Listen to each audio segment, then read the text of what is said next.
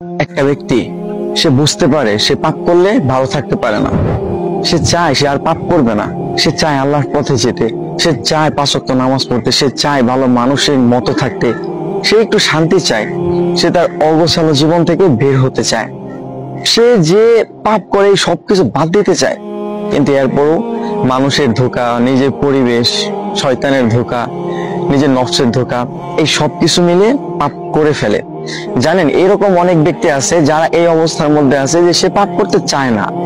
সে পাপের মধ্যে যেতে চায় না, কিন্তু এরপরও নফসের ধোঁকা, শয়তানের ধোঁকা, আজে বাজে মানুষদের সাথে মিশে বিভিন্ন ধোঁকায় পড়া, এই সবকিছুর কারণে সে পাপ করে ফেলে, সে ভুল করে ফেলে।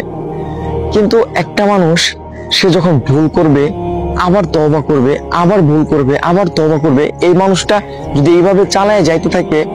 এবং একটা সময় গিয়ে হয়তো আল্লাহ তাআলা চাইলে সে একদম পাপ থেকে মুক্ত হয়ে যাবে, সে একদম ভালো হয়ে যাবে, একটা সময় সে একদম পাপ ছেড়ে দিবে। একটা মানুষ সে পাপ করতেছে, কিন্তু সে যে পাপ করতেছে এটা সে ভাবতেছে না, এটা ভুলটাকে সে ভুল মনে করতেছে না, পাপটাকে সে পাপ মনে করতেছে না, সে একটা খারাপ কাজ করতেছে, সে পাপ করতেছে, তার কাছে মনে হচ্ছে না যে এটা ভুল, এটা খারাপ, এটা পাপ, আল্লাহ তাআলা এটা অপছন্দ করেন, আল্লাহ তাআলা এটা থেকে দূরে থাকতে বলছে।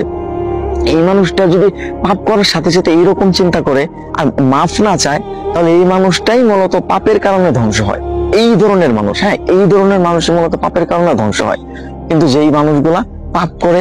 আবার আল্লাহ তাআলার কাছে মাফ চায়, সে পাপের জন্য তওবা করে, সে আল্লাহ তাআলার দিকে ফিরে যেতে চায়, এই ধরনের মানুষ ইনশাআল্লাহ একটা সময় গিয়ে সে ধীরে ধীরে ধীরে ধীরে যখন পাপ করে আবার আল্লাহ তাআলার কাছে মাফ চায়, তখন এই যে তার এইভাবে চলতে থাকে, তখন না সে একটা সময় গিয়ে বুঝতে পারে যে আসলে পাপ করার যে খারাপ প্রতিক্রিয়াগুলো আছে সেগুলা কি। প্রত্যেকটা পাপ আর প্রত্যেকটা খারাপ কাজের বাজে একটা প্রভাব